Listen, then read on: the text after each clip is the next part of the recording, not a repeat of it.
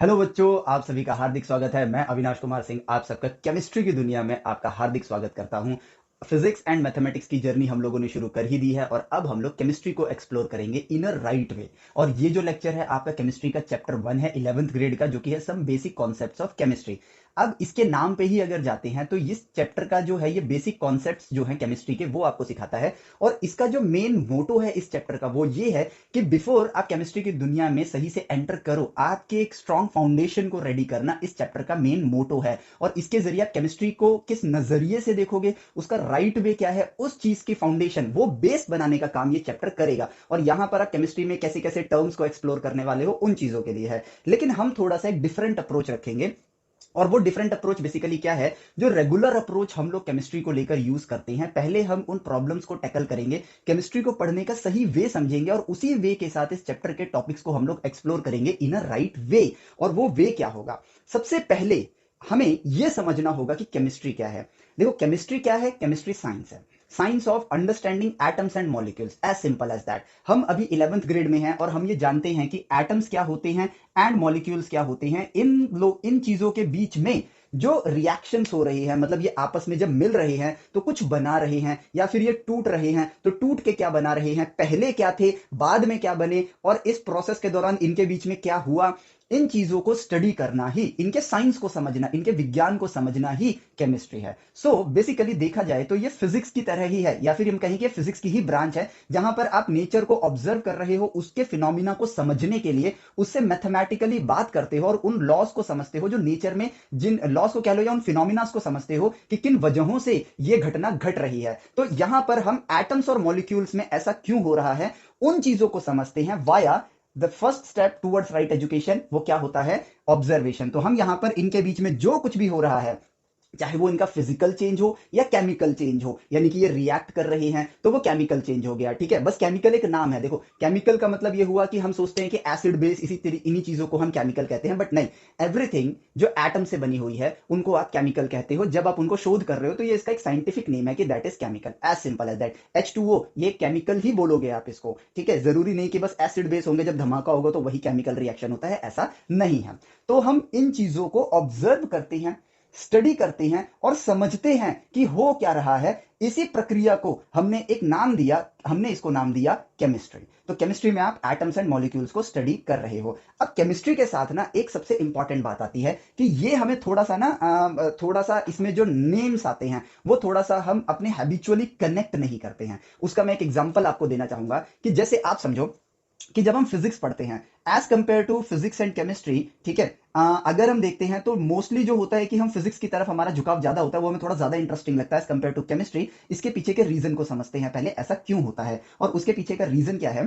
कि यहां पर जो नेम्स आप यूज करने वाले हो, जो टॉपिक्स आपको आपके सामने आएंगे, वो थोड़े से आप उस नाम को लेकर हैबिचुअल नहीं हो। जैसे कि फॉर एग्जांपल हम फिजिक्स पढ़ते हैं तो वहां पर जो हमारे पास नेम आते हैं वो आते हैं force, momentum, work, energy, harmonic motion. चलो हार्मोनिक मोशन भी है लेकिन वो थोड़ा मतलब बेसिक सा ही नेम हो गया, लेकिन वो मोशन के अंदर ही आ गया। स्प्रिंग हो गया आपका, मटेरियल हो गया आपका, ठीक है। तो स्ट्रेस हो गया आपका, प्रेशर हो गया आपका। इन नेम्स के साथ आप फिजिक्स को पढ़ते हो, जो कि आप वेल कनेक्ट कर पाते हो क्योंकि डे टू डे लाइफ में आप इन चीजों को एक्सप्लोर करते हो। इसलिए फिजिक्स थोड़ा एलियन टाइप नहीं लगता, मतलब डिस्कनेक्टेड नहीं लगता, कनेक्टेड लगता है। लेकिन वही जब हम केमिस्ट्री में आते हैं तो हमारे पास अजीबोगरीब नाम आते हैं, जैसे कि molality, morality, mole fraction, normality, ठीक है। तो कंबशन, इस तरह के नाम आते हैं तो हम थोड़ा सा little bit of disconnected feel करते हैं। और ये क्यों होता है उसके पीछे का मैं रीजन बताता हूं। वो रीजन होता है हमारी हैबिट। जैसे कि अगर मैं कहूं कि मैं अपने अपने डे टू डे लाइफ में कुछ नामों को लेता हूं, कुछ पर्सन्स के नाम लेता हूं, जैसे मुकेश, सुरेश, राकेश, राजेश, ठीक है, नेहा,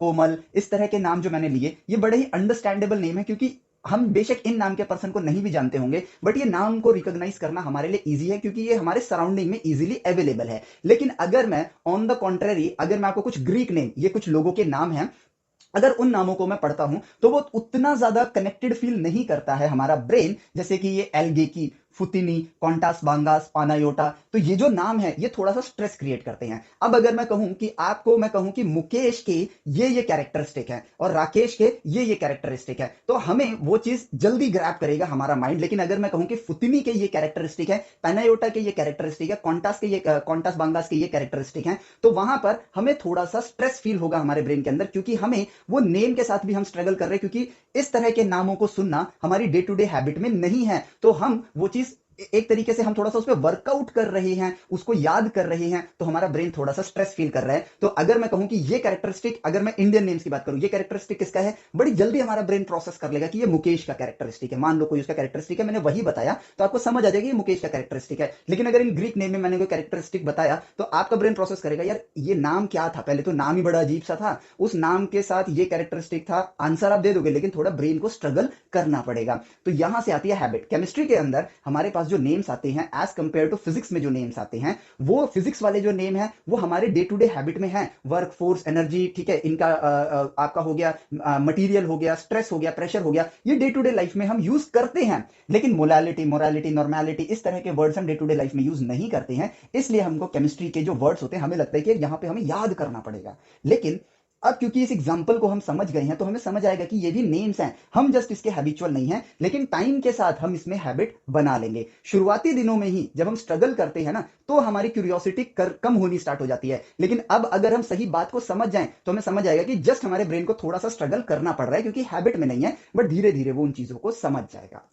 ठीक है, तो ये इस वजह से हमें केमिस्ट्री थोड़ी सी टफ लगती है एज कंपेयर टू फिजिक्स। ठीक है, लेकिन धीरे धीरे क्या होता है, क्योंकि हम एग्जाम्स के लिए पढ़ रहे होते हैं और केमिस्ट्री में मार्क्स आपके ज्यादा आ जाते हैं एज कंपेयर टू फिजिक्स, क्योंकि हम लॉजिकली नहीं, हम चीजों को याद करके पढ़ रहे हैं। केमिस्ट्री में मेमोरी बेस्ड क्वेश्चन आ जाते हैं, इसलिए हम केमिस्ट्री को ज्यादा तवज्जो देना स्टार्ट कर देते हैं। बट हमें केमिस्ट्री को तवज्जो इसलिए नहीं देना है क्योंकि ज्यादा स्कोरिंग है, केमिस्ट्री को तवज्जो इसलिए देना है क्योंकि एटम्स एंड मॉलिक्यूल्स की दुनिया को जब हम समझेंगे, तो हम उस प्रोसेस को जब समझेंगे, तो हम चीजों को समझ पाएंगे और चीजें नए वे में देख पाएंगे, एटम्स को समझ पाएंगे और नई चीजों को डिस्कवर कर पाएंगे कि भाई इनके बीच में अगर ये रिएक्शन है तो ऐसा कैसे हो रहा है। जैसे कि हमने एटम्स को ही तो समझा कि कार्बन के अंदर, आउटर मोस्ट शेल के अंदर 4 इलेक्ट्रॉन्स है, जिसकी वजह से उसके पास सिमेट्री बनती है, और कार्बन से ही बना है ये बायोलॉजिकल वर्ल्ड बना है, जिससे आपकी ह्यूमन इंटेलिजेंस या फिर आप कह लो नेचुरल इंटेलिजेंस का क्या कहते हैं, ग्रोथ हुई है, इवोल्यूशन हुई है। वही कार्बन के नीचे ही आता है पीरियोडिक टेबल में सिलिकॉन, जिसमें अगेन 4 एटम्स की सिमिलैरिटी वो आती है, क्या कहते हैं, सिमेट्री आती है,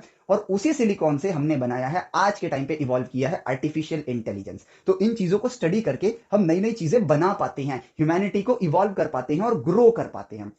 तो ऐसे हमें चीजों को समझना है। और साथ ही साथ सबसे बड़ी चीज, ऑब्जर्वेशन, जो हमने फिजिक्स मैथ में किया है वही यहां पर भी करना है। ऑब्जर्व करना है, चीजों को मैथमेटिकली कम्युनिकेट करना है और सही सवाल पूछना है। और सही सवाल यहां पर क्या होते हैं कि हर सवाल के साथ एक जवाब आता है, लेकिन हमेशा ये बात याद रखना कि हर जवाब ना एक नया सवाल लेकर आता है। जैसे कि हम अगर बात करें कि हमारा इस चैप्टर का पहला टॉपिक क्या है, नेचर ऑफ मैटर, तो पहले हम अपने आप से, हम सेल्फ स्टडी कर रहे हैं, मैं आपके पॉइंट ऑफ व्यू से अभी बातों को बता रहा हूं, या फिर मैं कैसे पढ़ूंगा मैं उस चीज को देख रहा हूं। तो यहां पर मैटर, हमने यहां पर नाम सुना मैटर, और हम जानते हैं कि मैटर की डेफिनेशन क्या है। कोई भी चीज जिसके पास मास हो और वो वॉल्यूम एक्वायर करता है, हम उसको मैटर कहते हैं। लेकिन अब हम इन चीजों को समझेंगे और फील करेंगे कि यार मैटर है, हमारे पास है, बड़ी ही इजी सी चीज है, और हम ये चीज अपने डे टू डे लाइफ में देख रहे हैं कि हर चीज जो हम देख पा रहे हैं एक्सेप्ट लाइट या फिर जो इलेक्ट्रोमैग्नेटिक वेव्स होती हैं, हमारे पूरे वर्ल्ड में, और अब तो हम 21वीं सदी के स्टूडेंट्स हैं, तो हम जानते हैं कि पूरे ब्रह्मांड में हर चीज जो मौजूद है उसके पास एक साइज है और उसके पास मास भी है। तो ऐसी चीजों को हम लोगों ने क्या नाम दिया है, हमने बस उनको एक नाम दिया है, नामकरण किया है, और वो नाम क्या है, मैटर है। अब मैटर हमें नेचर में हम क्या करेंगे, हम देखो ऐसे पढ़ रहे होंगे, हम गलत वे क्या होगा, nature of matter solid liquid gas इस फॉर्म में मिलता है। लेकिन ये चीजें पढ़ने की, इस तरह से सुनने की क्या जरूरत है, क्या हम इस एज में इतने इंटेलिजेंट नहीं हो गए कि हमें ये चीजें दिख रही हैं, आसानी से दिख रही हैं। तो हमें सेल्फ डिपेंडेंट रहना है और चीजों को समझना है कि यार मैटर मुझे अपने सराउंडिंग में किस तरह से नजर आ रहा है, हमें वो 3 फॉर्म में नजर आ रहा है। तो उसके नेचर क्या है, सॉलिड, लिक्विड एंड गैस। ठीक है, सॉलिड, लिक्विड एंड गैस। अब ये 3 चीजें आई, उसके बाद हमें देखो, ये ऑब्जर्वेशन है, इसी ऑब्जर्वेशन पे हमें एक सही सवाल खड़ा करना है, और वो सवाल क्या है कि यार कुछ मैटर सॉलिड क्यों है, कुछ मैटर लिक्विड क्यों है, कुछ मैटर गैसियस फॉर्म में क्यों है, ये हमें सोचना है। यही हमारा सही सवाल है। और इस सवाल के साथ, अब इस सवाल के साथ जो जवाब आएगा वो हमारी लिस्ट में है ही नहीं, हमारे बुक में है ही नहीं, लेकिन वो हमें सही ज्ञान देकर जाएगा। और वो इस चैप्टर में नहीं है लेकिन हमारी साइंस में तो है, जो आगे हमें हेल्प करेगा, जो हमें साइंस सिखाएगा। इस तरह से हमें राइट क्वेश्चन पूछने हैं। तो हमने चलो ये सवाल पूछ ही लिया कि चीजें सॉलिड क्यों हैं, चीजें लिक्विड क्यों हैं, चीजें गैसियस फॉर्म में क्यों हैं। अगर हर चीज के पास मास या वॉल्यूम है तो उनका नेचर डिफरेंट क्यों है। हम नेचर ऑफ मैटर पढ़ रहे हैं तो सॉलिड का नेचर लिक्विड से अलग है, लिक्विड का नेचर गैस से अलग है, तो ऐसा क्यों है। That is your right question. तो हमारे दिमाग में, मैंने आपको ब्रेन वाली वीडियो में बताया है कि हमारा ब्रेन उसी इंफॉर्मेशन को प्रोसेस कर सकता है जो उसके पास है। तो अब हम सोचते हैं कि यार हमारा ब्रेन, हमारे पास क्या इंफॉर्मेशन है कि यार मैटर जो है वो आपका एटम से बना हुआ है, एटम्स एंड मॉलिक्यूल्स से बना हुआ है। मॉलिक्यूल्स बेसिकली एटम्स को ही जोड़ के मॉलिक्यूल्स बन जाता है। ये इंफॉर्मेशन मेरे पास है। तो मैं सोचता हूं तो यार सॉलिड के अंदर भी एटम्स एंड मॉलिक्यूल्स होंगे, लिक्विड के अंदर भी एटम्स या फिर मॉलिक्यूल्स होंगे, और गैस के अंदर भी एटम्स या फिर मॉलिक्यूल्स होंगे। तो ये इनका नेचर और इनका नेचर डिफरेंट क्यों हो रहा है। तो सोचते हैं और लॉजिकल रीजन के साथ इसको कनेक्ट करेंगे, उस इंफॉर्मेशन को हम प्रोसेस करेंगे जो हमारे पास है। तो सॉलिड के अंदर मैं क्या देख पा रहा हूं कि एटम्स एक दूसरे के साथ बैठे हुए हैं, एटम्स एक दूसरे के साथ बैठे हुए हैं और वो एक दूसरे के साथ अट्रैक्टेड हैं, एक दूसरे के साथ सट के बैठे हुए हैं, क्लोजली पैक्ड हो रखे हैं। ठीक है, लिक्विड जो है वो एक दूसरे के पास हैं लेकिन दूर भी नहीं जा रही हैं, मतलब वो पास रहना चाहते हैं बट उनके अंदर थोड़ी सी मोबिलिटी ज्यादा है, वो फ्रीली अपनी जगह में मूव कर सकते हैं, लेकिन वो एक दूसरे को रिस्ट्रिक्ट नहीं कर रहे हैं, लेकिन वो दूर भी नहीं जा रहे हैं। वेरस गैस के अंदर देखा जाए तो गैस के अंदर अगर मैं एक छोटे से बॉक्स के अंदर गैस रखूं और वो बॉक्स बड़ा हो सकता है, साइज वॉल्यूम उसका चेंज हो सकता है, ऐसा बॉक्स रखूं मैं, जैसे कि मान लो आपकी पिचकारी होती है, आप अगर उसके पिस्टन को खींचोगे तो उसका वॉल्यूम बड़ा होता जाएगा, इस तरह का बॉक्स है। ठीक है, तो गैस अगर उसमें फिक्स रख दी जाए, फिक्स वॉल्यूम की गैस मैंने उसके अंदर डाल दी, अगर मैं पिचकारी के पिस्टन को पीछे खींचता हूं, आगे से जो होल है वो हमने क्लोज कर रखा है तो उसके अंदर उतनी गैस है। तो यहां पर हम क्या नोटिस करेंगे कि जैसे जैसे इंटरनल वॉल्यूम उस बॉक्स का बढ़ता जा रहा है, गैस ने वो सारा वॉल्यूम एक्वायर कर रखा है। इट मींस जो ऑब्जर्व कर सकता हूं उससे मुझे ये समझ आ रहा है कि गैसेस में जो एटम्स हैं और मॉलिक्यूल्स हैं इनके बीच में रिपल्शन है। दो वर्ड्स जो हम जान सकते हैं वो ये है, अट्रैक्शन और रिपल्शन। और सॉलिड में जो एटम्स एंड मॉलिक्यूल्स हैं उनके बीच में अट्रैक्शन है।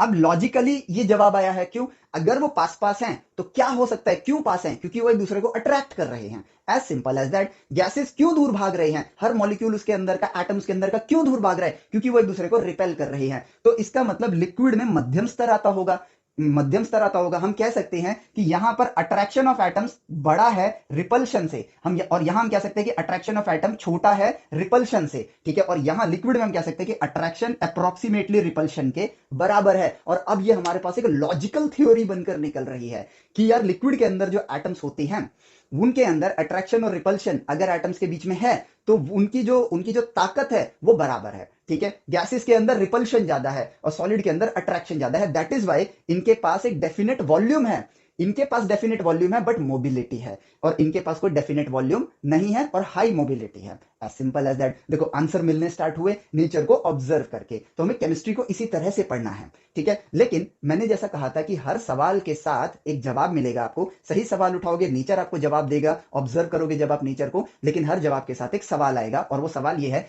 कि अब इनके बीच में अट्रैक्शन रिपल्शन से ज्यादा क्यों है, इनके बीच में अट्रैक्शन और रिपल्शन लगभग बराबर क्यों है, इनके बीच में रिपल्शन अट्रैक्शन से ज्यादा क्यों है।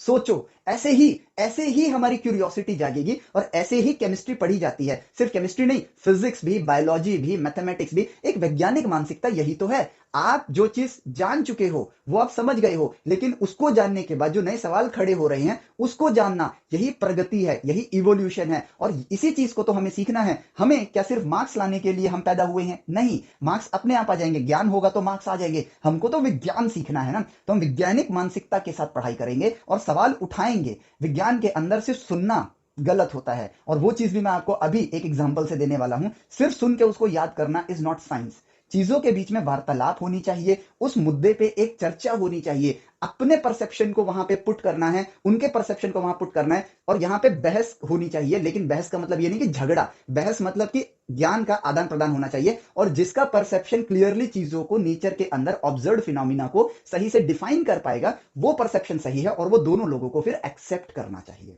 इस तरह से साइंस में हम चीजों को ढूंढते हैं और साइंस की प्रगति होती है और ह्यूमैनिटी इवॉल्व करती है। ठीक है, तो अब ये आया तो अब इस सवाल के लिए अब हम देखो ऑटोमेटिकली हम आउट ऑफ द सिलेबस हो गए। टेक्निकली हमारे लिए क्या था, solid liquid gas closely packed definite volume, लेकिन मोबिलिटी ज्यादा होती है, इनडेफिनेट वॉल्यूम जितना वॉल्यूम दोगे उतने में चला जाएगा और हाई मोबिलिटी होती है। ये रीड करके हम तो आगे बढ़ गए, लेकिन अब हमें चीजों को जब सोचना स्टार्ट किया तो हम आउट ऑफ द सिलेबस भी नॉलेज हमें मिलनी स्टार्ट हो गई है, और ये नॉलेज भी तो हमें लेनी ही है आज नहीं तो कल, और ये हम खुद ही ले रहे हैं। प्लस हमारी क्यूरियोसिटी बढ़ रही है और इन चीजों का यूज हमें आगे करना होगा, लेकिन क्योंकि हमने ये ज्ञान लिया नहीं है और आगे हम जब चीजों को और डीप में पढ़ रहे होंगे, अधूरे ज्ञान की वजह से हम चीजों को वहां कनेक्ट नहीं कर पाएंगे और मजबूरन हम बोलेंगे कि हम रट्टा नहीं मारते हैं, लेकिन हमें मारना पड़ जाएगा, क्योंकि एंड में तो हमें एक एग्जाम देना है, उस एग्जाम में नंबर लाने हैं। तो हम एग्जाम के फियर की वजह से सही नॉलेज नहीं ले पाते हैं। Asking the right question is a very important thing, ठीक है। और हर सवाल के साथ जो जवाब आएगा वो जवाब एक नया प्रश्न खड़ा करता है। उस प्रश्न को देखो,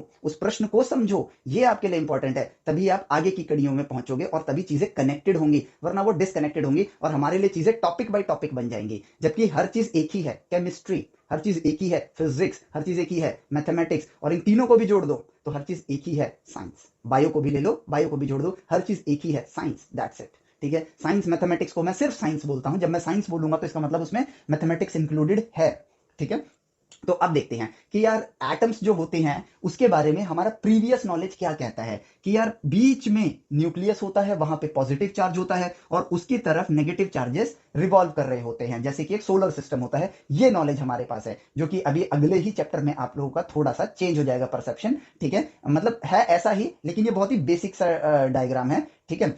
अब बढ़ते हैं कि इस ज्ञान के साथ हम क्या कंक्लूड कर पा रहे हैं, ठीक है। साइंस का रियल वे जानना है तो हम एक और एटम लेते हैं और उसमें पॉजिटिव और नेगेटिव चार्ज डाल देते हैं। ये एक इलेक्ट्रॉन नहीं है, मल्टीपल इलेक्ट्रॉन्स है यहाँ पर। तो अब जो हम जानते हैं उस चीज पर अगर फोकस करें तो यार सेम चार्जेस जो कि हमने नेचर में ऑब्जर्व किया है, सेम चार्जेस एक दूसरे को रिपेल करती हैं, ऑपोजिट चार्जेस एक दूसरे को अट्रैक्ट करती हैं।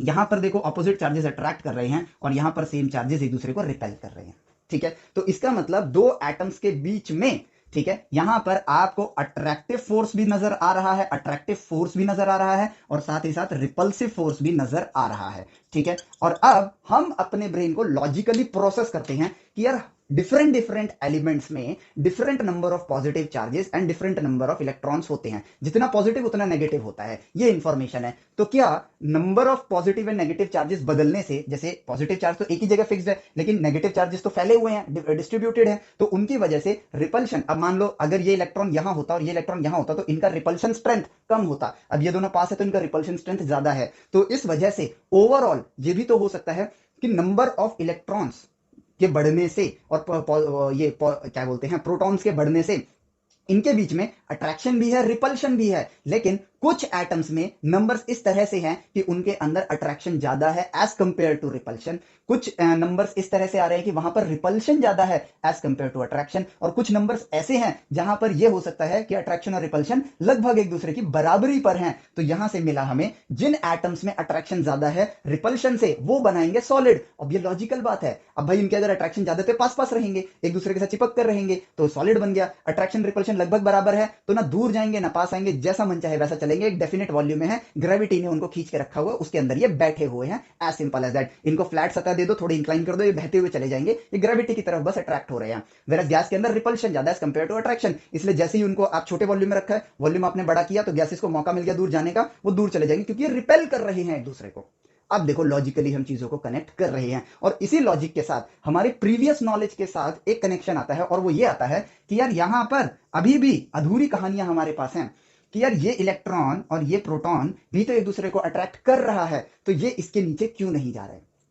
अब इसी तरह के जब सवाल हम लोग खड़े करते जाएंगे, जिसमें से कई सवालों के जवाब आपको अभी मिल सकते हैं, लेकिन कई सवालों के जवाब शायद अभी नहीं मिल रहे होंगे, लेकिन इसका मतलब ये तो नहीं है ना कि कल भी नहीं मिलेंगे। सवाल तो खड़े करोगे ना, तभी तो जब उस चीज पर पहुंचोगे तो आपको याद रहेगा कि ये वाली जो फाइंडिंग है ये उस सवाल के जवाब को दे रही है, ठीक है, ये उस वाले सवाल के जवाब को दे रही है। जैसे चैप्टर 2 के अंदर हम लोग इस सवाल के जवाब को जानने की कोशिश करेंगे, वहां पर भी पूरा नहीं मिलेगा, लेकिन जितना भी मिलेगा जीरो से अच्छा है, कुछ तो मिलेगा, तो वहां पर वो कुछ ज्ञान हमें मिलने वाला है चैप्टर 2 के अंदर कि इनके बीच में भी तो अट्रैक्शन और डेफिनेटली होगी, क्योंकि भाई नेचर में हमने ऑब्जर्व किया कि ऑपोजिट चार्जेस एक दूसरे को अट्रैक्ट करते हैं, ठीक है, और सेम चार्जेस रिपेल करते हैं। इसी के साथ एक और सवाल आता है कि न्यूक्लियस के अंदर तो मल्टीपल पॉजिटिव चार्जेस हैं तो वो एक दूसरे को रिपेल भी करेंगे।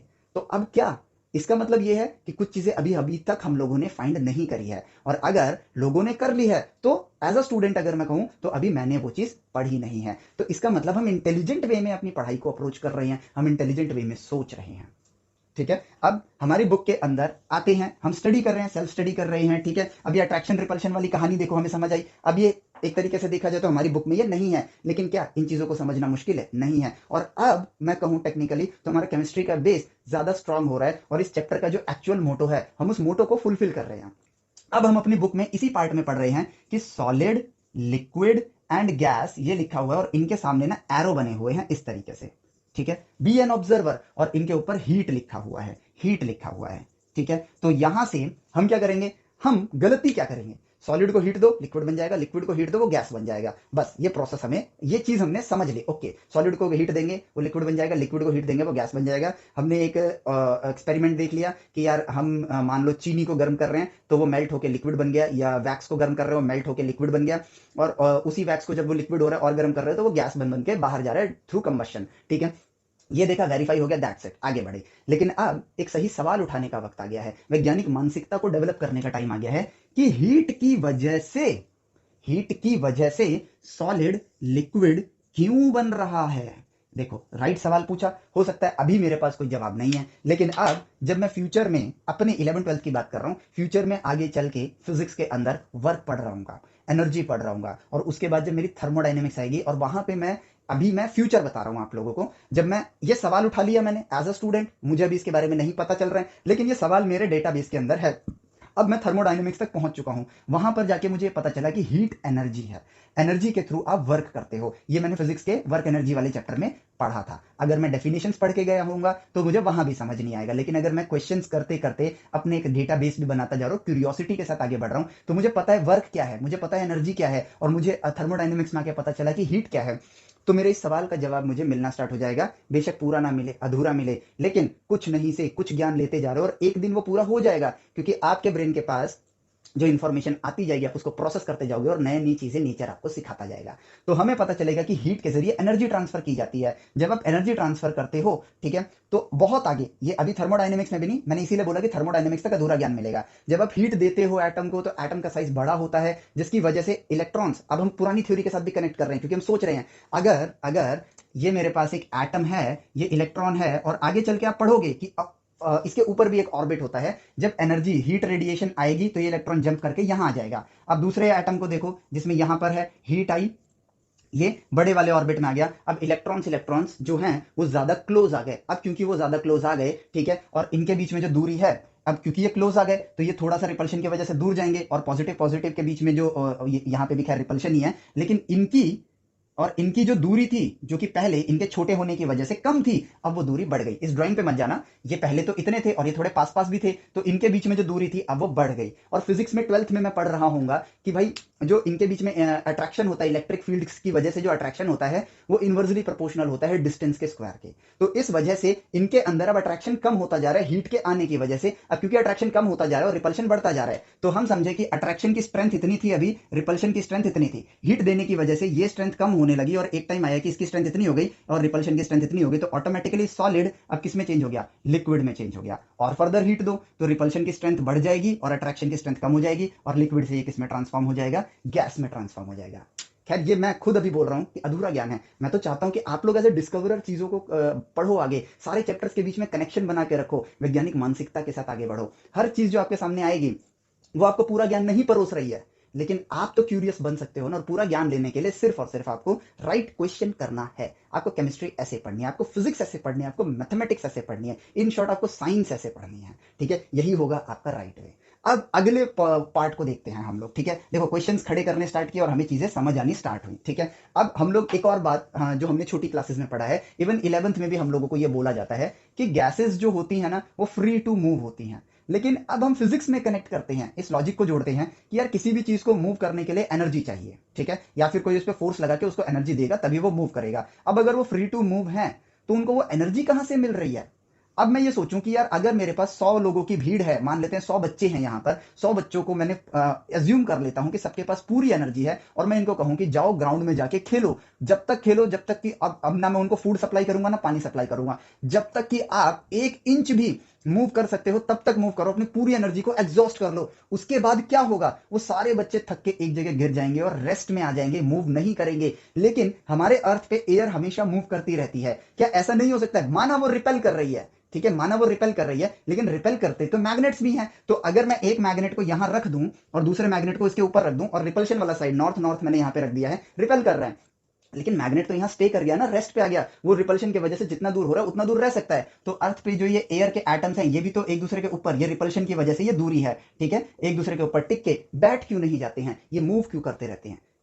ठीक है, क्वेश्चन क्रिएट हुआ। अब इसका जवाब क्या आएगा? लॉजिकल जवाब सोचो। इसका मतलब constant supply of energy air को मिल रही है। और वो सप्लाई कौन दे रहा है? वो सप्लाई दे रहा है, कोई तो दे रहा होगा। अभी मेरे पास जवाब है, मैंने बता दिया, लेकिन आप सोचोगे तो आपका जवाब भी यही निकलेगा। सन के थ्रू हीट एनर्जी कॉन्स्टेंटली उसको मिलती जा रही है, जिसकी वजह से ये मोशन बना हुआ है, और इसी की वजह से वेदर्स क्रिएट हो रहे हैं। भाई सन की एनर्जी जो है वो तो ऐसे आ रही है, ठीक है, तो इक्वेटर पे 90 डिग्री के एंगल पे पड़ रही है, यानी कि ज्यादा हीट, ठीक है। लेकिन यहां पर अगर देखें, ठीक है, तो वो एक पर्टिकुलर एक थीटा एंगल पर आ रही है, जिस वजह से वो कम हीट एब्जॉर्ब कर रहा है, ठीक है, कम हीट एब्जॉर्ब कर रहा है। तो यहां पर कोल्ड रीजन, यहां पर कोल्ड रीजन, यहां पर हॉट रीजन, हॉट रीजन की वजह से गैस ज्यादा एक्सपैंड हो रही है, जिसकी वजह से वहां प्रेशर कम हो रहा है। प्रेशर कम होने की वजह से, और क्योंकि यहां पर कोल्ड एयर है, इसका pressure as compare to heated region का प्रेशर, ठीक है, ये ज्यादा है, ये कम है, तो एयर यहां पर उस प्रेशर गैप को फिल करेगी। जहां पर लो प्रेशर होता है वहां पर एयर सक हो जाती है, तो एयर सक होकर यहां पर आएगी, जिसकी वजह से जो ये कोल्ड वेव है इधर आएगी, कोल्ड एयर जो है वो इधर आएगी, यहां पर हीट होगी, ये ऊपर जाएगी। अब कोल्ड एयर अगर यहां आ रही है तो यहां पर भी तो वैक्यूम जोन बन रहा है। ऑब्वियस सी बात है कि यहां पर मॉलिक्यूल जो है वो कम होते जा रहे हैं। अब ये जो हीट है, ये सॉरी यहां पे जो एयर है जो ऊपर एटमॉस्फेयर में गई, वो कहां जाएगी? वो इधर जाएगी। सेम इधर भी ऐसा ही होगा। तो यहां पर एक सर्कुलेशन ऑफ एयर बन गया है, जिसकी वजह से हमारे वेदर्स बन रहे हैं। बादलों को हवा लेकर ट्रेवल कर रहा है, समुद्र में पानी गर्म होता है, ठीक है, ये समुद्र है, ये लैंड एरिया है। ऑब्वियसली यहां पर जो एयर होगी, यहाँ पे जो टेम्परेचर होगा कंपेयर टू लैंड ठंडा होगा, सीधा सा लॉजिक है। लेकिन सनरेज जब आ रही है तो यहाँ पर पानी को वेपराइज कर रही है, लेकिन जो सतह है वो ठंडी है कंपेयर टू लैंड, क्योंकि लैंड ज्यादा हीट एब्जॉर्ब करता है। तो यहाँ पर हीट ज्यादा है, यहाँ की एयर ज्यादा गर्म होगी, तो वो ऊपर जाएगी, जिसकी वजह से लो प्रेशर जोन बनेगा, और यहाँ पे जो वेपर्स हैं वो इस तरफ सक होने स्टार्ट हो जाएंगे। इसलिए समुद्र में जो पानी भाप बन के उड़ रहा है वो लैंड की तरफ आना स्टार्ट हो जाएगा, और जिसकी वजह से बारिश होती है।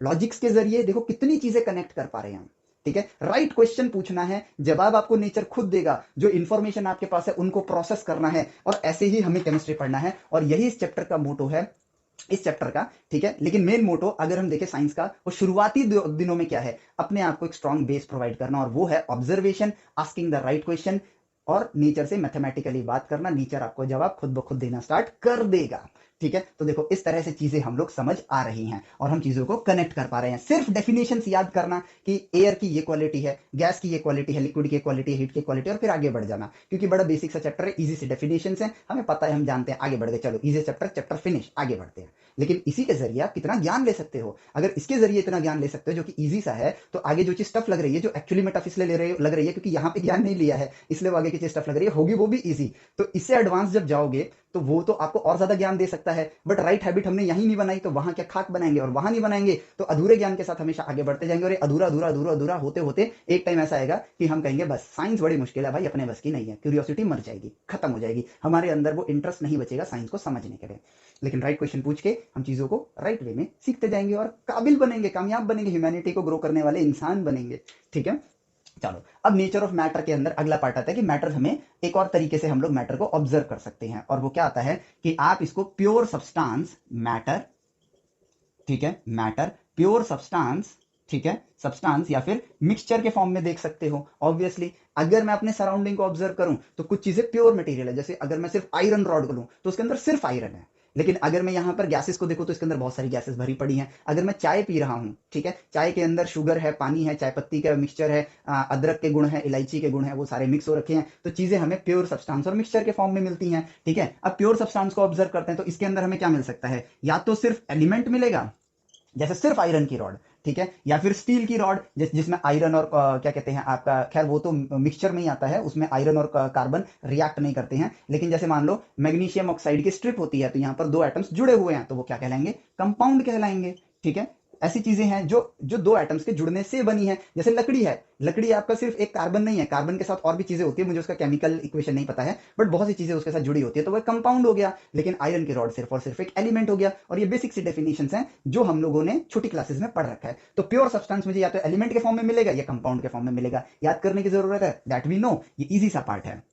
और मिक्सचर को अगर हम देखें तो हमें दो तरह के मिक्सचर मिलते हैं, पानी में मिट्टी घोल दो, पानी में चीनी घोल दो, चीनी कंप्लीटली घुल जाएगा, मिट्टी उसमें से तैरता रहेगा और बाद में सेटल डाउन हो जाएगा। तो इसी को हमने नाम दे दिया होमोजीनियस मिक्सचर, यानी कि भाई कंप्लीटली मिक्स्ड। आप डिफरेंस नहीं बता पा रहे हो कि भाई यहां पर दो चीजें हैं, आपको लग रहा है वो एक ही है, आप उसको फिल्टर नहीं कर पाओगे। और एक दूसरा हो जाएगा हेट्रोजीनियस, ठीक है, जिसमें कि आप उन्हें फिल्टर कर सकते हो, इजिली अलग कर सकते हो। मिक्स्ड है लेकिन वो एक दूसरे के साथ घुले नहीं है, प्रॉपरली मर्ज नहीं हुए हैं, उनको अलग करना आसान है एज कंपेयर टू होमोजीनियस। कर तो हम होमोजीनियस को भी अलग कर सकते हैं, जैसे नमक के पानी से हम पानी अलग कर लेते हैं, होता वो होमोजीनियस मिक्सचर है। लेकिन कहने का मतलब है कि होमोजीनियस में वो एक बन जाते हैं, वो लगते हैं कि वो एक हो गए, हेट्रो में वो अलग अलग नजर आते हैं। हो गया मेरा मैटर कंप्लीट। अब देखो, ये बड़ा ही छोटा सा टॉपिक था, नेचर ऑफ मैटर, ठीक है, लेकिन इस छोटे से टॉपिक से हमने कितना सारा ज्ञान हासिल किया और हमारी क्यूरियोसिटी बूस्ट हुई और हमको जरा भी स्ट्रेस नहीं हुआ। उल्टा हम लोगों ने अपने ब्रेन को एक राइट एक्सरसाइज कराई, और वो राइट एक्सरसाइज क्या थी पता है? सोचना सिखाना, सही सवाल उठाना और अपने आप को एक साइंटिफिक माइंडसेट देना। और जब यही चीज तो हमने अपने अंदर डेवलप करने के लिए साइंस ली है, हम लोगों को साइंस लेने का, जब हम बचपन में छोटे होते हैं तो हम साइंस क्यों लेना चाहते हैं? क्योंकि साइंस अच्छी लगती है, हम कुदरत को एक्सप्लोर करना चाहते हैं, उसको ऑब्जर्व करना चाहते हैं। लेकिन आगे चल के हम एग्जाम्स की रेस में आके वो एक्सप्लोरेशन, वो मोटिवेशन, वो क्यूरियोसिटी भूल जाते हैं। हमको ये लगने लगता है कि उस एग्जाम से ही हम इन चीजों को एक्सप्लोर कर पाएंगे, जो वो एग्जाम क्लियर करेगा उससे ही ये बनेगा। भाई जितने भी महान वैज्ञानिक हैं वो एग्जाम देके महान वैज्ञानिक नहीं बने हैं, ठीक है, वो नेचर में खोज करके महान वैज्ञानिक बने हैं, ठीक है। मैं ये फाइनल एग्जाम्स की बात कर रहा हूँ, जेईई मेंस एडवांस। आप टेस्ट दो अपने आप को, लेकिन टेस्ट किस लिए दो? ये टेस्ट करने के लिए, एक्चुअली में ये टेस्ट करने के लिए कि कितना ज्ञान लिया मैंने, इसलिए। लेकिन हम एग्जाम्स को लेकर इतने ज्यादा डर में जीते हैं ना कि हम एक्चुअल ज्ञान लेना ही भूल जाते हैं। तो यहीं पर हमसे गलती हो जाती है, और ये हमारे एजुकेशन सिस्टम की एक गलती बन भी गई है कि हम लोगों ने एग्जाम को इतना प्रायोरिटाइज कर रखा है कि हम वो चीज नहीं समझ पा रहे हैं कि साइंस का असली महत्व क्या है, असली इंपॉर्टेंस क्या है, ठीक है। छोटे से छोटी चीज आपको बड़े से बड़ा ज्ञान दे सकती है। और सोचो, आगे की जितनी भी केमिस्ट्री है उसकी शुरुआत मैटर की शुरुआत से तो हुई है। हमने ये सवाल उठाए तभी तो आगे की केमिस्ट्री खोज पाए, वरना कैसे खोज पाते? अगर जो सवाल अभी हम इस चीज को ऑब्जर्व करते वक्त नहीं उठा रहे थे, हमें पता चला सॉलिड से लिक्विड जाते हैं, हीट देते हैं तो वो बनता है। अगर वो सवाल उस जमाने का इंसान नहीं उठाता तो क्या वो ढूंढ पाता वर्क एनर्जी हीट के बीच में रिलेशन? क्या वो ढूंढ पाता कि एटम्स एक्सपैंड हो जाते हैं, ठीक है, हीट आने की वजह से उनको एनर्जी मिल जाती है, वो काइनेटिक एनर्जी में ट्रांसफॉर्म होता है तो सॉलिड से लिक्विड बनता है? नहीं ढूंढ पाते। तो यही तो सीखना है, what is the scientific mindset, that's it. Scientist एक डिग्री नहीं है, साइंटिस्ट कोई डेजिग्नेशन नहीं है, साइंटिस्ट हर वो इंसान है जो सोच सकता है, सही सवाल उठा सकता है और कुदरत से बात करके जवाबों को पा सकता है, वही वैज्ञानिक है। और यही सच्चाई है, इस सच्चाई से हम बस दूर भाग रहे हैं, हम फोमो में जीते हैं। डिग्री होगी तो हम ये कहलाएंगे। अरे भाई, आपने अगर कोई नई चीज इन्वेंट कर दी तो आपको बीटेक की डिग्री की जरूरत नहीं है, आपको सिर्फ और सिर्फ वो इन्वेंशन करनी है। उस इन्वेंशन के लिए जो रिसोर्स चाहिए उस रिसोर्सेज को ढूंढना है, उनका इस्तेमाल करना है, अपने ज्ञान की मदद से एक नई इन्वेंशन करनी है, एंड दैट्स इट। ह्यूमैनिटी अब उस इन्वेंशन को यूज करेगी, and now in your life you will be called an successful person. आप एक कामयाब इंसान कहलाओगे। डिग्री से कितने कामयाब बने हैं? कोई नहीं बना है, ठीक है, सब मोह माया है, सब फेक बातें हैं। तो फोमो में नहीं जीना है भाई, साइंस तो हमको पावर दे रहा है यार, ज्ञान की पावर दे रहा है, सुप्रीम पावर बना रहा है। तो फोमो में क्यों जिए? फियर ऑफ मिसिंग आउट में क्यों जिए? डर डर के क्यों जिए? जो डरता है वो कभी राजा नहीं बन सकता, और जो राजा बनता है वो कभी डरता नहीं है। ये भी एक सत्य है, ठीक है। चलो, तो अब बढ़ते हैं, आगे पढ़ते हैं, ठीक है। अब इसके अंदर हम लोग सिग्निफिकेंट फिगर्स पढ़ेंगे अगले टॉपिक को, ठीक है। और उसके बाद हम लोग पढ़ेंगे क्या कहते हैं कि सिग्निफिकेंट डिजिट्स को ऐड कैसे करते हैं। तो वो बाय डिफॉल्ट हम लोगों ने फिजिक्स के अंदर कर लिया है, लेकिन केमिस्ट्री में इसको पढ़ना क्यों जरूरी है? असली सवाल ये है। तो वो चीज तो हम फिजिक्स में पढ़ ही रहे हैं, ठीक है, मैंने ही उस चीज की वीडियो बना रखी है, तो आप उस वीडियो को देख ही सकते हो, उस वीडियो लेक्चर को, ठीक है, सेम ही चीज है, कोई डिफरेंस नहीं है। सो उस चीज पे हम अभी नहीं जाएंगे, लेकिन उससे बड़ी चीज पर हम लोग जाएंगे, और वो ये है कि केमिस्ट्री में इसकी क्या नीड है। ऑब्वियसली मैं चीजों को ऑब्जर्व कर रहा हूं, ठीक है, मैं चीजों को ऑब्जर्व कर रहा हूं। मैं यहां पर इतने ग्राम कार्बन को ले रहा हूं, इतने ml ऑक्सीजन को ले रहा हूं, इनको मिक्स कर रहा हूं, तो इतने ग्राम ये बनकर आ रहा है। और इसी चीज को लेकर मैं अपने आप से सही सवाल पूछता हूं। मैं सब्जी खरीदने नहीं जाता हूं, मैं छोटा बच्चा हूं, लेकिन मैंने अपने माता पिता को सब्जी खरीदते हुए देखा है, ठीक है। अगर हम 1 किलो टमाटर खरीदते हैं तो क्या उस पे एग्जैक्ट 1.000 ही लिखा होता है तभी वो हमको देता है? कभी कभी ऐसा भी तो होता है 1.01 हो जाता है, 05 हो जाता है, या 0.99 हो जाता है। हम लोग क्या करते हैं 1 किलो मान के उसे दे देते हैं। इट मीन्स कि अगर मैं कोई केमिकल रिएक्शन को ऑब्जर्व कर रहा हूं या केमिकल फिनोमिना को या फिजिकल फिनोमिना को ऑब्जर्व कर रहा हूं, तो जो मेरी कैलकुलेशंस होने वाली है यहां पर, उसमें से जो नंबर्स हैं वो कितने ही एक्यूरेट होंगे? क्या मैं एक एटम ऑफ कार्बन और एक ऑक्सीजन मॉलिक्यूल को तराजू पे रख के उनके वजन को तोल सकता हूं? नहीं तोल सकता हूं। हमारे पास लिमिटेशन है क्योंकि वो इतने हल्के हैं और उतना छोटा तराजू मैं बना ही नहीं सकता हूं, क्योंकि एटॉमिक लेवल पर आप एटम्स के जरिए तो तराजू नहीं बना सकते हो ना, कि एटम को रस्सी से लटका दोगे, क्योंकि रस्सी खुद एटम से बनी होती है। सोचो, तो यानी कि हमारे पास कैलकुलेशन एरर्स होंगी, तो सिग्निफिकेंट नंबर्स और इनसिग्निफिकेंट नंबर्स की हमें नीड ऑटोमेटिकली है। इसलिए इन चीजों को पढ़ना है कि यार मेरी कैलकुलेशन में अगर मैं चाहता हूं कि 1 ग्राम कार्बन लेना चाहता हूं, तो मेरे पास 1.00 ग्राम में लिखूंगा। क्यों? क्योंकि मैंने 1 ग्राम तो मेरे लिए सिग्निफिकेंट है, और मेरी जो मेजरिंग टूल है, ठीक है, वो 1 पॉइंट यहां तक तो एग्जैक्ट आंसर दे देता है, लेकिन वो यहां पर कैलकुलेशन उसकी प्रिसाइज नहीं है। जैसे कि हमारे पास एक स्केल है, इसमें मिलीमीटर स्केल है, और ये जो लाइन है वो यहां तक है, ठीक है। तो 1 मिलीमीटर, 2, 3, 4, 5, 6, 7, 8, ठीक है। एक बार करता हूं, 9, 10, 11, 12, इसे थोड़ा आगे करता हूं, तो भाई यहां पर 10 मिलीमीटर तो हो जाएगा आपके लिए 1 सेंटीमीटर, ठीक है, और यहां पर हो जाएगा 2 मिलीमीटर। लेकिन उसके आगे ये जो बहुत थोड़ा सा निकला है, तो मेरे लिए 1 सेंटीमीटर प्लस 2 मिलीमीटर जो है, ये वो है, सही रिजल्ट है। यानी कि 1.2 centimetre is my correct result. लेकिन उसके आगे जो है वो अज्यूम्ड है कि यार अगर मैं दूसरी लाइन से देखूं तो लगभग 20% के आसपास आ रहा है, तो 2 कर दिया, ठीक है। तो भाई ये यहां पर सिग्निफिकेंट नंबर हो गए, और ये क्या हो गया, लास्ट वाला 2 क्या हो गया, इनसिग्निफिकेंट हो गया, क्योंकि यहां पर मेरी कैलकुलेशन प्रिसाइज नहीं है। इसलिए पढ़ना है। क्योंकि केमिस्ट्री में मैं बोलूंगा कि यार 10 ग्राम कार्बन रखो, मैं तराजू पे नापूंगा, तो एग्जैक्ट 10 ग्राम होगा? नहीं होगा। मेरे पास जो रीडिंग आ रही है, क्या वो जो वेइंग मशीन है, क्या उसके अंदर मैकेनिकल एरर या इलेक्ट्रिकल एरर नहीं हो सकता है? एरर होगा ही होगा। तो एरर कैलकुलेशन, सिग्निफिकेंट नंबर हमारे लिए केमिस्ट्री में बहुत ज्यादा जरूरी है। तभी तो हम ऑब्जर्वेशन को एक सही नतीजे तक ले जा पाएंगे, वरना हमारे पास एक स्पेसिफिक आंसर आने में प्रॉब्लम आएगी, और हमारे पास अब कभी भी हम एग्जैक्ट नंबर कभी नहीं ढूंढ सकते हैं, ठीक है। क्योंकि अगर हम कभी रैशनल नंबर्स में काम कर रहे हैं, ठीक है, तो अगर वो रैशनल नंबर पॉइंट के बाद 2-3 नंबर तक है, तो शायद हम सिग्निफिकेंट डिजिट तक ही पहुंचे। लेकिन अगर हमारे पास कैलकुलेशन कभी इरैशनल नंबर की आ गई, तो आपके पास एरर आएगा ही आएगा, क्योंकि इरैशनल नंबर्स को आप स्केल पर माप ही नहीं सकते हो। तो जो प्रीवियस ज्ञान था 10th ग्रेड तक का, उन्हीं ज्ञान को प्रोसेस करके हम चीजों को कनेक्ट कर पा रहे हैं। इसलिए केमिस्ट्री के अंदर सिग्निफिकेंट नंबर, एरर कैलकुलेशंस, ये सब जरूरी है, क्योंकि यहां पर चीजें हम लोग अज्यूम नहीं करते हैं, सीधा लैब में जाते हैं, चीजों को देखते हैं और करते हैं। और हाँ, हमारे इंडिया में जनरली केमिस्ट्री किताबों से ही पढ़ाई जाती है, बट आप अपनी तरफ से कोशिश करना है, एक बार स्कूल को बोलना केमिस्ट्री मेजरली आपकी लैब्स के अंदर ऑब्जर्वेशन के थ्रू ही करनी चाहिए, ठीक है। इस चीज को लेकर पूरी क्लास चाहे तो जाके डिमांड क्रिएट करेगी। तो सिर्फ जो लैब एक्टिविटी वाली किताबें उतना ही नहीं, केमिस्ट्री में बहुत कुछ है लैब्स के अंदर एक्सप्लोर करने के लिए, और केमिस्ट्री लैब से ही ऑब्जर्व करके आपकी किताबों तक पहुंची है। किताबों से लैब में नहीं गए हैं, लैब से किताबों में आई है केमिस्ट्री। तो इस चीज की डिमांड क्रिएट करो, जरूर करना, ठीक है। ज्यादा लोग मिलकर करोगे तो स्कूल सुनेगा, उसको करना पड़ेगा, क्योंकि हमारे यहाँ रूल है केमिस्ट्री, ये लैब्स वगैरह सिर्फ लास्ट में एक लैब मैनुअल बनाने के लिए नहीं है, ये लैब्स बनाई जाती हैं चीजों को ऑब्जर्व करने के लिए, ठीक है।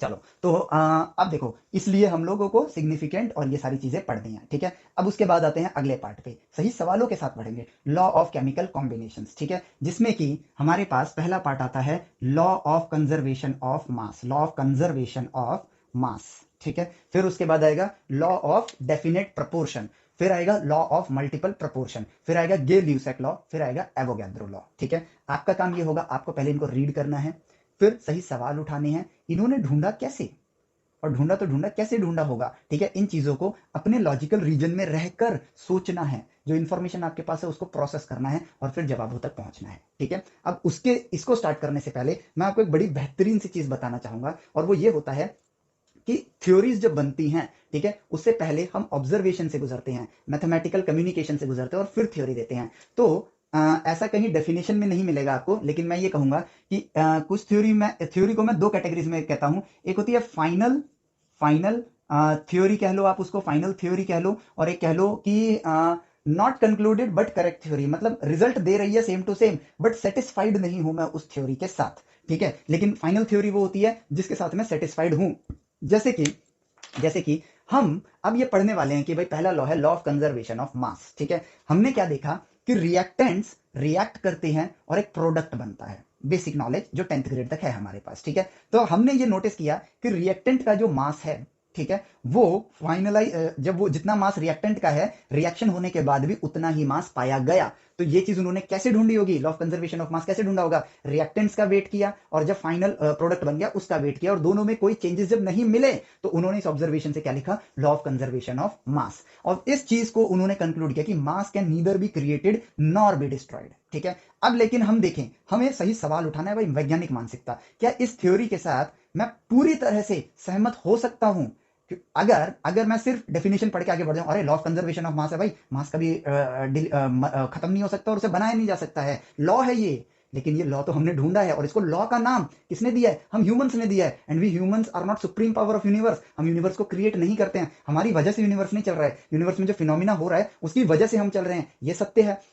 तो इस सत्य को मद्देनजर रखते हुए मुझे यहां ये समझना होगा कि इस लॉ को ऑब्जर्वेशन के बेसिस पर हमने बनाया है, बट इस लॉ को मैं पूरा लॉ की तरह नहीं लूंगा। मास can neither be created nor be destroyed, ऐसा नहीं सोचना है। हाँ, अभी तक के लिए ये सही है। क्यों सही है, क्योंकि भाई रिएक्टेंट्स का मास और प्रोडक्ट्स का मास क्या था, सेम है, ठीक है। लेकिन अब इस चीज को सोचूं, अगर मैं लॉजिकली सोचूं, क्या पता ऐसा भी तो हो सकता है, एटम्स की दुनिया को तो हम देख ही नहीं सकते हैं, यहां पर बस हमारे पास मास है, हमने तो भाई 100 ग्राम कार्बन और ऑक्सीजन ले रखा है जो कि बड़ी मात्रा में है, लेकिन एटॉमिक लेवल पे एक कार्बन एक ऑक्सीजन जो रिएक्ट कर रहा है, हमें दिख ही नहीं रहा है कि उनके बीच में क्या हो रहा है। हमें सिर्फ इतना पता है कि कार्बन ऑक्सीजन जुड़े, CO2 बनाया, रिएक्टेंट्स ने रिएक्ट किया, प्रोडक्ट निकल कर आया। अब ये भी तो हो सकता है, लॉजिकली सोचूं कि कार्बन ऑक्सीजन को जब मिलाते हैं तो ये पूरे डिस्ट्रॉय हो जाते हैं। इमेजिन कर रहा हूं मैं, लॉजिकली सोचने की कोशिश कर रहा हूं, ये डिस्ट्रॉय हो जाते हैं और वापस से रिक्रिएट होते हैं CO2 के अंदर।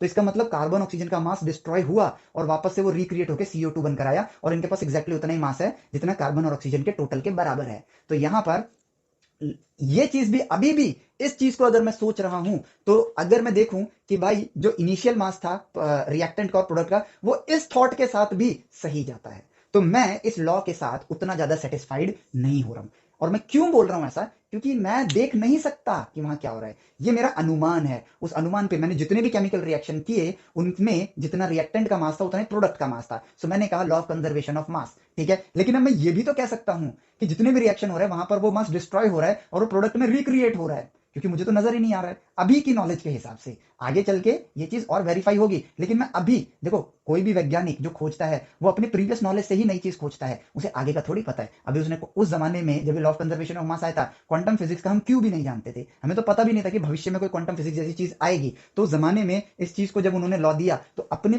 प्रेजेंट नॉलेज के हिसाब से दिया, ठीक है। लेकिन राइट क्वेश्चन करने से हमारे पास एक ऑब्जेक्शन आएगा और उस ऑब्जेक्शन से ही आगे चल के क्वांटम फिजिक्स को समझने की हमारी नींव तय होगी कि यार ये भी तो सही है कि मास डिस्ट्रॉय होके रिक्रिएट हो रहा हो, ठीक है। और अगर ऐसा होगा तो जब हम और डीप जाएंगे एटम के अंदर, और ये हमको क्यूरियस कर रहा है कि यार थोड़ा और डीप स्टडी करो, ऑब्जर्व करो नेचर के अंदर ऐसा क्या हो रहा है, लेकिन पढ़ के आगे मत बढ़ जाओ कि यार लॉ है, नहीं ऐसा नहीं है, ये है तो है, हम लॉ को चेंज नहीं कर सकते हैं, ऐसे नहीं। ये तो वही बात हो गई कि हमने बस सुन लिया, याद कर लिया, आगे बढ़ गए और फिर नई खोज नहीं करी। अगर आइंस्टाइन ये सोच लेते कि ग्रेविटी एक फंडामेंटल फोर्स ऑफ नेचर है, भाई बुक में लिखा है, क्योंकि आइंस्टाइन 17वीं शताब्दी में थे, सॉरी न्यूटन 17वीं शताब्दी में थे, माफ करना, और आइंस्टाइन 20वीं शताब्दी में थे, तो यहाँ तब तक तो बुक्स में आ चुका था। आइंस्टाइन सोच रहे थे अरे न्यूटन का लॉ है भाई, ऐसे कैसे। अगर वो ऐसा सोचते तो कभी वो पता कर पाते कि यार यहाँ पर ग्रेविटी जो है वो स्पेस कर्वेचर है, नहीं कर पाते। तो लॉज हैं, मानो जब तक आपको वो समझा पा रहा है, ठीक है, इस लॉ से हम ये समझ पा रहे हैं कि रिएक्टेंट प्रोडक्ट का मास बराबर है, लेकिन इसका मतलब ये नहीं कि कोई और पॉसिबिलिटी नहीं हो सकती है, ठीक है। अगले लॉ को देखते हैं, डेफिनेट प्रपोर्शन, ठीक है। डेफिनेट प्रोपोर्शन को देखते हैं कि एटम्स को, सॉरी मॉलिक्यूल्स को, अगर हमने लैब में बनाया हो या फिर हमने उनको नॉर्मली नेचर में पाया हो, उनके अंदर जो प्रोपोर्शन नजर निकल कर आया, जैसे मान लो मैंने कार्बन डाइऑक्साइड को लैब में बनाया और कार्बन डाइऑक्साइड को मैं हवा में से एक्सट्रैक्ट करके लेकर आया, तो इनमें जो प्रोपोर्शन है 1:2 का, वो हमेशा सेम रहने वाला है। तो ये बन गया आपका लॉ ऑफ डेफिनेट प्रोपोर्शन। इसी तरीके से लॉ ऑफ मल्टीपल प्रोपोर्शन निकल कर आया कि जब, और ये सब कैसे निकल कर आए, ये इंपॉर्टेंट क्वेश्चन है, और इसका जवाब ये है कि उन वैज्ञानिकों ने इन चीजों को ऑब्जर्व किया था, यानी कि ये ऑब्जर्वेशन से निकल कर आए, ठीक है। लॉ ऑफ मल्टीपल प्रोपोर्शन के अंदर चलते हैं तो वहां पर वहां पर यह बात निकल कर आती है कि अगर कार्बन और ऑक्सीजन मिलेंगे, ठीक है, तो इनके बीच में जो नंबर ऑफ एटम्स होंगे, ठीक है, नंबर ऑफ एटम्स होंगे वो क्या होंगे, होल नंबर के रेशियो में होंगे हमेशा, ठीक है, होल नंबर के रेशियो में होंगे। मतलब C1O2 है या फिर C2O2 या फिर CO 1:1 का रेशियो, ठीक है। कभी ऐसा नहीं होगा कि C ½O 3/2 इस तरीके से रिएक्ट करे, ठीक है। और ये क्यों सोचा उन्होंने, क्योंकि लॉ ऑफ कंजर्वेशन ऑफ मास, क्योंकि मास आप डिस्ट्रॉय नहीं कर सकते हो। और यहां पर प्रेजेंट नॉलेज में हम ये कंसिडर कर रहे हैं कि एटम्स जो हैं वो टूटे तोड़े नहीं जा सकते हैं। लेकिन अब तो हम 21वीं सदी में हैं, परमाणु बम, एटम्स तोड़ना, ये काम भी हम करना सीख गए हैं, ठीक है। तो उस जमाने के परसेप्शन के हिसाब से, ठीक है, और परमाणु बम में तो मास को ही एनर्जी में ट्रांसफॉर्म किया जाता है ना। वायलेट हो गया कि नहीं हो गया है, पॉइंट को समझो, ठीक है। अब देखो इस थ्योरी को हम यहां पर इस तरह से वो करते हैं कि यार लॉ ऑफ कंजर्वेशन ऑफ मास ये कह रहा है कि मास कंजर्व है, it can neither be created nor be destroyed. हाँ, मैं इसको अभी एज अ फैक्ट ले रहा हूं, बट इसका मतलब ये नहीं कि ये परम सत्य हो सकता है। हो सकता है कि मास डिस्ट्रॉय होकर रिक्रिएट होता हो, ठीक है। और उस लेवल तक तो अभी तक हमने विज्ञान फिजिक्स सीखी नहीं है, तो हमें पता ही नहीं है कि वो डिस्ट्रॉय होकर रिक्रिएट कैसे होता है। पॉसिबिलिटी, लॉजिकल पॉसिबिलिटी, ठीक है। तो इसी वजह से उसमें डेफिनेट प्रोपोर्शन है, क्योंकि मास डिस्ट्रॉय नहीं हो रहा है, तो सिंगल एटम दूसरे एटम के साथ पूरा पूरा जुड़ेगा, इसीलिए डेफिनेट प्रोपोर्शन, ठीक है। और इसीलिए मल्टीपल प्रोपोर्शन भी कि होल नंबर रेशियो में आएगा। अब गेल-ल्यूसेक और एवोगैड्रो को समझने से पहले हम यहां पर इस चीज को अब थोड़ा सा और बेहतर वे में समझते हैं। ये एक नया लेसन होगा आप लोगों के लिए समझने के लिए कि क्यों मल्टीपल थ्योरीज, जैसे मैंने कहा था ना, एक फाइनल थ्योरी और एक मिडवे थ्योरी, जो कि ऐसा समझ लो कि सही रिजल्ट तो दे रही है but I am not completely satisfied, ठीक है। उस तरह की थ्योरी में क्या डिफरेंस होता है, और ये कंप्लीटली डिफरेंट है आपके इस चैप्टर से। लेकिन इस बात को समझना, जैसे मैंने लॉ ऑफ कंजर्वेशन ऑफ मास के अंदर ये बोला कि मास डिस्ट्रॉय नहीं होता है, मास क्रिएट नहीं होता है, लेकिन सेम रिजल्ट को पाने के लिए मैंने ये बोला कि हो सकता है मास पूरा डिस्ट्रॉय हो जाता हो और वापस से रिक्रिएट होता हो कंपाउंड के फॉर्म में या प्रोडक्ट के फॉर्म में। और इस तरह से होता है कि जितना इनका टोटल मास था उतना ही फाइनल प्रोडक्ट का भी टोटल मास होता हो, और ये भी सेम ही रिजल्ट दे रही है। और इस चीज को हम समझते हैं लाइट की मदद से, ठीक है, लाइट की मदद से। कि हमने कहा कि लाइट की स्पीड है c, जो कि है 3 × 10⁸ मीटर पर सेकेंड या 3 लाख किलोमीटर पर सेकेंड, ठीक है।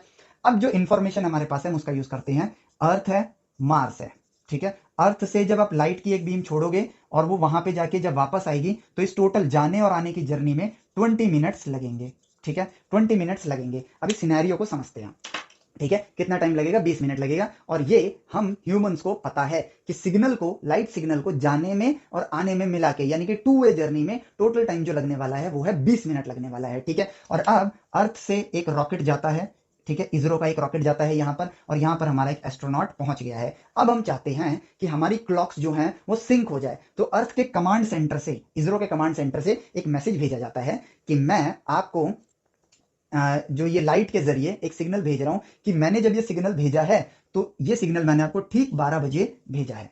ठीक कितने टाइम पर भेजा है, 12 बजे भेजा है। तो ये जानते हैं कि जाने आने में अगर 20 मिनट लगता है तो जाने में कितना टाइम लगेगा, 10 मिनट लगेगा, ठीक है, 10 मिनट लगेगा। अब ये यहां पे पहुंचा, जैसे ही हमारे एस्ट्रोनॉट ने उस सिग्नल को देखा तो वो जानता है कि सिग्नल जब भेजा गया होगा तो उसको आने में 10 मिनट लगा है, उस सिग्नल ने 10 मिनट्स ट्रेवल किया है, तो अपनी क्लॉक को 12:10 पे सेट कर लेगा, ठीक है। और वापस से इनको सिग्नल भेज देगा कि ये सिग्नल मैंने आपको 12:10 पे भेजा है। तो इनको पता है कि भाई 12:10 हो रहे हैं, और ये चेक करेंगे कि क्या सिग्नल 12:20 पर आया है, और वो आया है। इट मींस कि अब इनकी क्लॉक्स सिंक्ड है। ये 12 बजे इसने भेजा, तो यहां पर भी एक्चुअली में 12 ही बज रहे हैं, और 12:10 पे वो पहुंचा, ठीक है। तो यहां पर भी 12:10 है, 12 बजे भेजा, 12:10 पे पहुंचा, 12:10 पे भेजा, 12:20 पर पहुंच गया, ठीक है। यानी कि क्लॉक सिंक्ड हो गए, यानी कि जो घड़ी यहां यूज हो रही है वही टाइम घड़ी में वहां पर दिखाई दे रहा है। तो क्लॉक्स को हमने सिंक्रोनाइज कर लिया है। लेकिन अब ये है लाइट की थ्योरी, जो कि हम सेटिस्फाइड हैं, वेल सेटिस्फाइड हैं, जैसे कि law of conservation of mass, neither be created nor be destroyed. लेकिन अब थोड़ा सा इसमें ट्विस्ट लाते हैं। ट्विस्ट ये लाते हैं कि हम इस थ्योरी को थोड़ा सा चेंज करते हैं, कि नए नजरिए से सोचते हैं।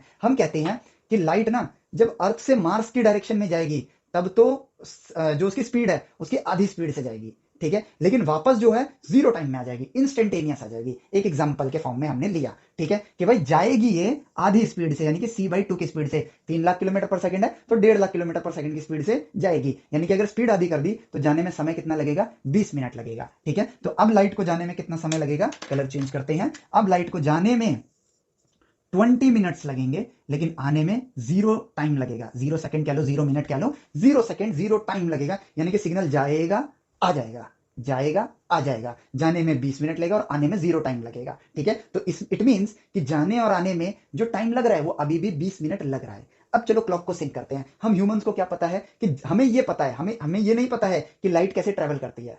ठीक है, हमें ये नहीं पता है कि लाइट किस स्पीड से ट्रेवल करती है, हमें सिर्फ इतना पता है जो इंफॉर्मेशन हमारे पास है, इंफॉर्मेशन हमारे पास है, उस इंफॉर्मेशन के हिसाब से जाने और आने में 20 मिनट लगता है। इसकी दो पॉसिबिलिटी, जाने में 10 मिनट, आने में 10 मिनट। एक और पॉसिबिलिटी, जाने में 20 मिनट, आने में 0 टाइम। ठीक है, एकदम इंस्टेंट आ गया। ठीक है, और भी पॉसिबिलिटी है, जाने में 15 मिनट, आने में 5 मिनट।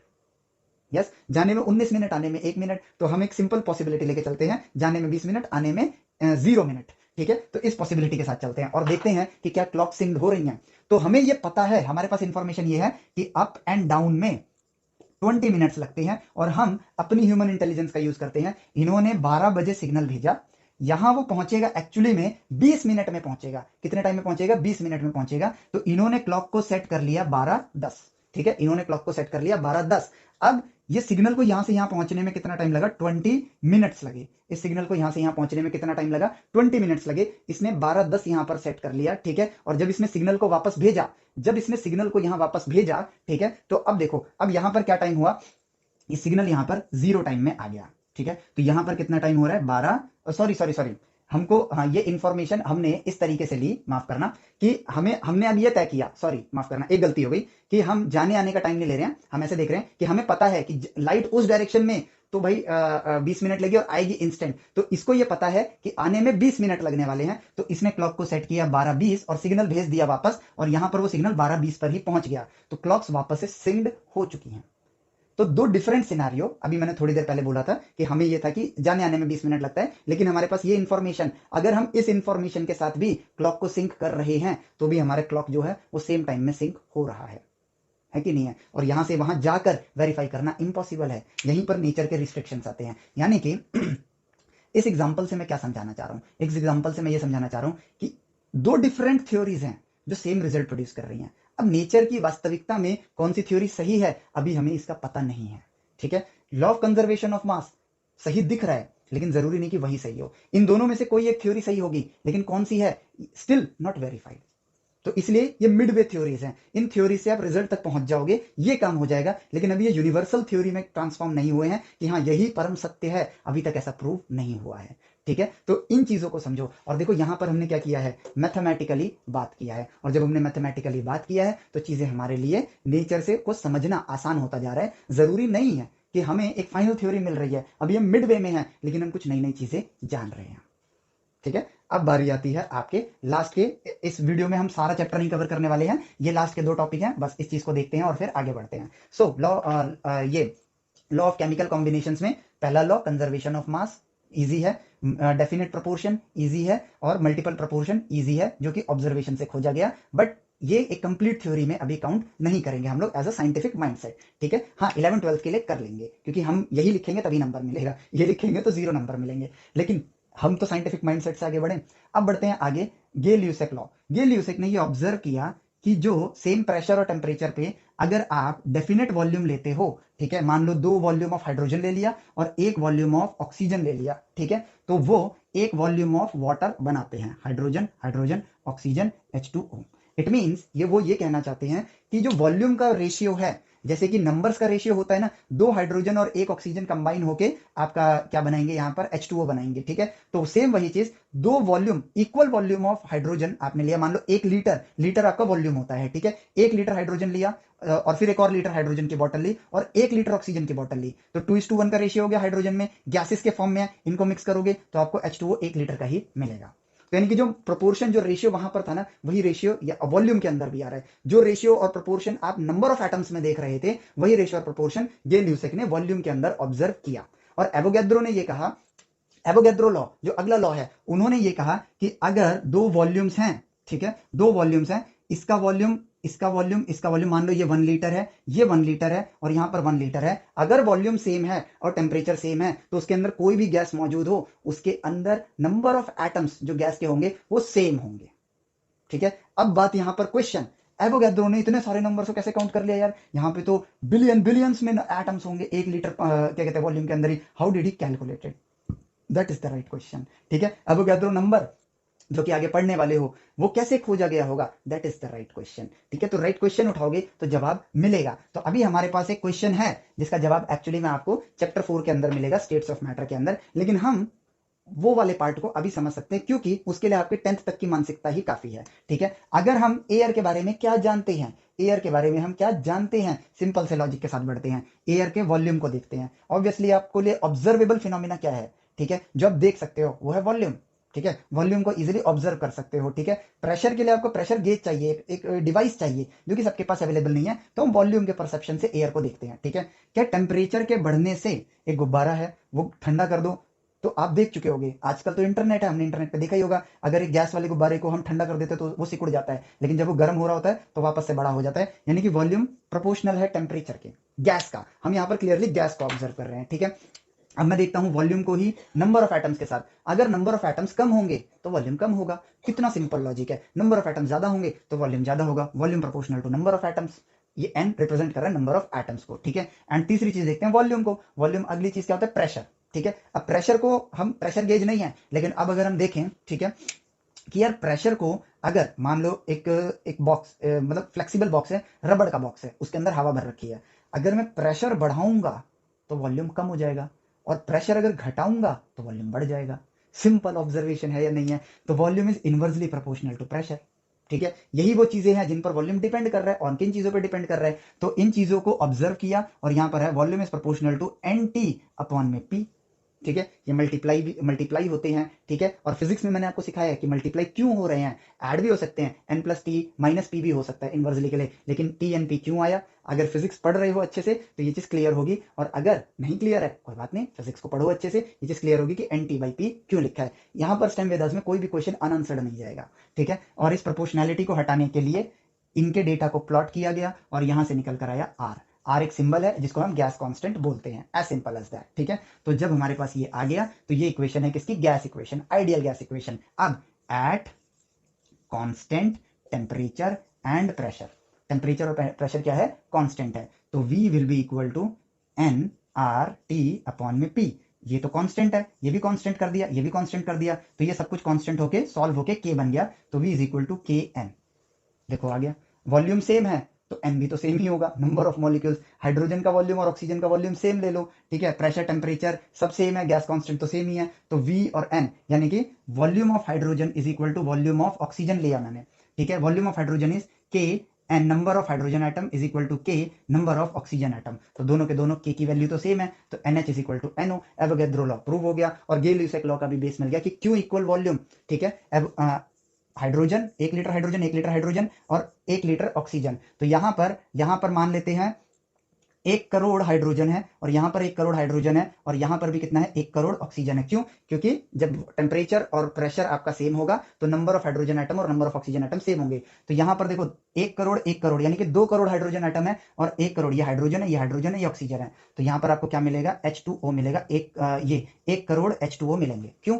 क्योंकि 2 हाइड्रोजन एटम पर 1 ऑक्सीजन एटम चाहिए पानी को बनाने के लिए, एज सिंपल एज दैट। देखो चीजें ऑब्जर्व हो गई, चीजें समझ भी आने लगी, और सबसे बड़ी चीज, इस चैप्टर को स्टडी करने से बड़ा बेस क्या बन रहा है, आपकी राइट थिंकिंग, राइट मेंटालिटी, ये इंपॉर्टेंट है। इस तरह से ही आपका स्ट्रॉन्ग बेस बनेगा। इस वीडियो लेक्चर के माध्यम से मैंने आपको सिर्फ केमिस्ट्री का बेस नहीं बनाना चाहता था, मैं आपको साइंस का बेस बनाना चाहता हूँ। भाई हमने साइंस को समझने के लिए लिया, साइंस को एंजॉय करने के लिए लिया है, तो हम इसी तरह पढ़ेंगे।